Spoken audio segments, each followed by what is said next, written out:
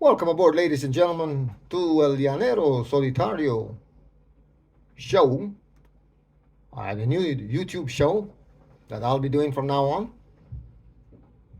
So, ladies and gentlemen, today I want to talk about getting sick while traveling or in someone else's country.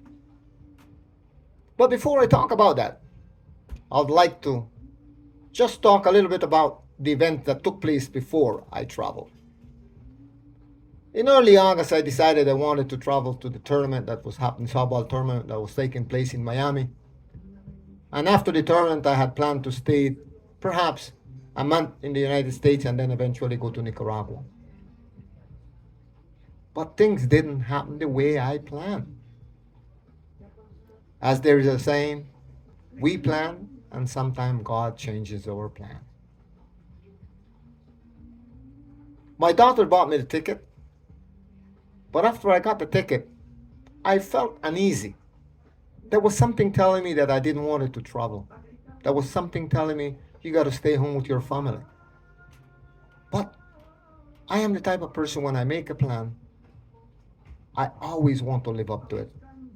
Especially after my daughter bought the ticket, I thought I had no choice but to travel. Well, the day came when I had to travel. I was traveling through Los Angeles on my way to Fort Lauderdale. I took the flight, stopped in Los Angeles, had dinner at the airport. But right after having dinner, couple hours after, I felt ill. I paid no mind. The time came when we had to board the plane. I boarded the plane. And after boarding the plane, I decided, well, I'm going to try and have some sleep. But I could not sleep because I was feeling. So when I got on the plane, I decided I'm going to play solitaire throughout the flight. I arrived at 6 o'clock in the morning, met my nephew, went to his home, wasn't still feeling okay. We had a little bit of sleep, and then about 3 o'clock we got up and went to the ball field to attend the tournament. I had 2 or 3 beers, but I was not feeling good. Most of the people that know the way I behave came up to me and asked me, how come you're not dancing? Don't seem too happy. I said to them, well, I'm feeling a little bit ill. I don't feel too good. And because of that, I'll be dancing, but one just now and then. I'm not going to dance on a regular basis. So I went home at the end of the day, went to bed. Approximately 3 o'clock, I got up. I couldn't catch my breath. I felt like I was dying. I shouted to a friend that had came to sleep at the home with me, and he got up and got me some water. And after having the water, I began to vomit. I felt really sick. The pain was so acute right in the middle of my stomach that my body got weak. My body hurted all over. I could not turn. I just lie down flat on my back because the pain was so terrible. However, I made it throughout the night. The next morning, I got up, and as stubborn as I am, I decided to go to the baseball field once again. I went to the baseball field, but this day, all I drank was water. I went back home about 9 o'clock, and once again, I was feeling terrible. The following day, I called my cousin and told her about what I was feeling. We did some research about the symptoms, and there were several things that I could have had, like COVID. I could have also food poisoning. I could have norovirus, which is a virus that is fairly new, came into the States February 2023, and it's very contagious. All my symptoms seems to be of the norovirus. So the recommendation that was on the site was about drinking a lot of fluid. My cousin told me that I should drink a lot of electrolyte, perhaps even some liquid IV, and drink as a lot of water as I can. So I did that. But I couldn't eat for several days. I spent 8 to 10 days in bed, not being able to eat, just drinking liquid. Finally, she told me, you know what? You have to come to my home.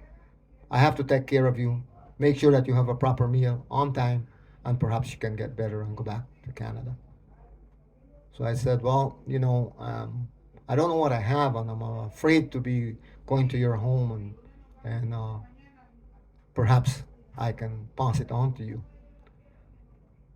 So then I spoke with another cousin.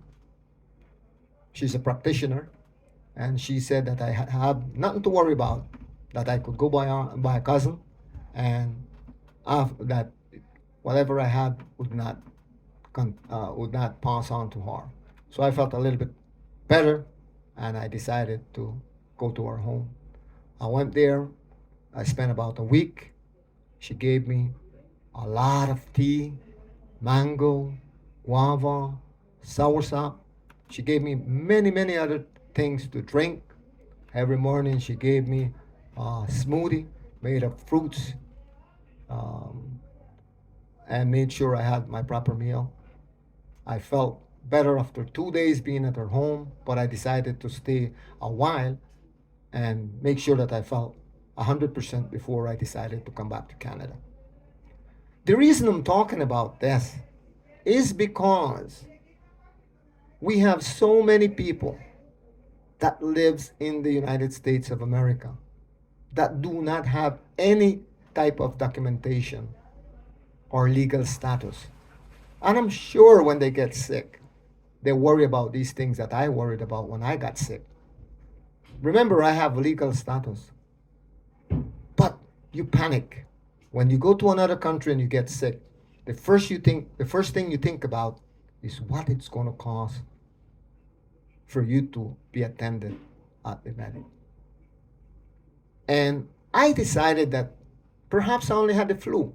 There was no need for me to go to the hospital and spend a couple $1,000 or $100,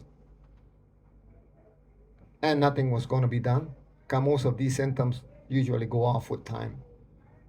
So I decided, no, I'm going to just stay home. But imagine you don't have in the legal papers or status. Anxiety kicks in, depression kicks in. There's a lot of things that happen to those people.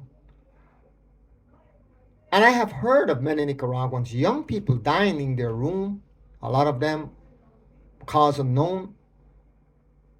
So I find that it is my responsibility to share my experience just to see if it can help someone that perhaps will go through or perhaps went through it and was able to survive. I want two things to be taken out of this topic. One, it is important for people to understand that in countries such as Canada, United States, and many other countries, when you feel ill, you can go to the hospital to an emergency and you will be taken care of. However, you will get a bill after. Another thing I would like people to do is, for those of you that don't have documentation, research to see if you can get an insurance that could cover your medical expense.